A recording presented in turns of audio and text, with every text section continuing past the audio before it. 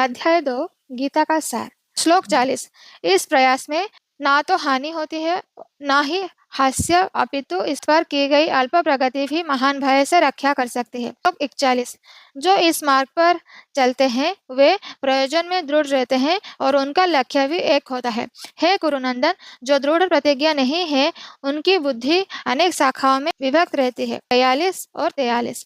अल्पज्ञानी मनुष्य वेदों के उन अलंकारी शब्दों के प्रति अत्यधिक आसक्त रहते हैं जो स्वर्ग की प्राप्ति, अच्छे जन्म, शक्ति इत्यादि के लिए विविध सकाम कर्म करने की संस्तुति करते हैं। इंद्रिय तृप्ति तथा ऐश्वर्यमय जीवन की अभिलाषा के कारण वे कहते हैं कि इससे बढ़कर और कुछ नहीं है। 44। जो लोग इंद्रिय भोग तथा भौतिक ऐश्वर्य के प्रति अत्यधिक आसक्त होने से ऐसी वस्तुओं से मोहग्रस्त हो जाते हैं, उनके मनों में भगवान के प्रति भक्ति का दृढ़ निश्चय नहीं होता। 45। वेदों में मुख्यतया प्रकृति के तीनों गुणों का वर्णन हुआ है। हे अर्जुन, इन तीनों गुणों से ऊपर उठो, समस्त द्वैतों और लाभ तथा सुरक्षा की सारी चिंताओं से मुक्त होकर आत्मपरायण बनो। 46। एक छोटे से कूप का सारा कार्य एक विशाल जलाशय से तुरंत पूरा हो जाता है। इसी प्रकार वेदों के आंतरिक तात्पर्य जानने वाले को उनके सारे प्रयोजन सिद्ध हो जाते हैं। 47। तुम्हें अपना कर्म करने का अधिकार है, किंतु कर्म के फलों के तुम अधिकारी नहीं हो। तुम ना तो कभी अपने आप को अपने कर्मों के फलों का कारण मानो, ना ही कर्म ना करने में कभी आसक्त हो।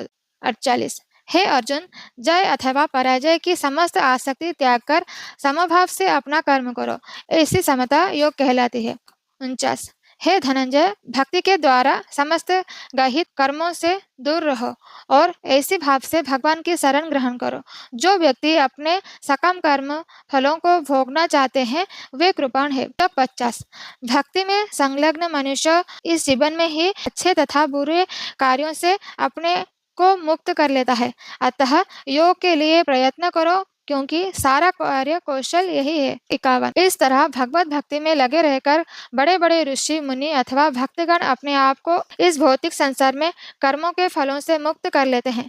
इस प्रकार वे जन्म मृत्यु के चक्र से छूट जाते हैं और भगवान के पास जाकर उस अवस्था को प्राप्त करते हैं जो समस्त दुखों से परे है। 52। जब तुम्हारी बुद्धि मोह रूपी सघन वन को पार कर जाएगी तो तुम सुने हुए तथा सुनने योग्य सबके प्रति अन्यमनस्क हो जाओगे। 53। जब तुम्हारा मन वेदों के अलंकारमयी भाषा से विचलित न हो और वह आत्म साक्षात्कार की समाधि में स्थिर हो जाए, तब तुम्हें दिव्य चेतना प्राप्त हो जाएगी। 54। अर्जुन ने कहा, हे कृष्ण, आध्यात्म में लीन चेतना वाले व्यक्ति के क्या लक्षण है? वह कैसे बोलता है तथा उसकी भाषा क्या है?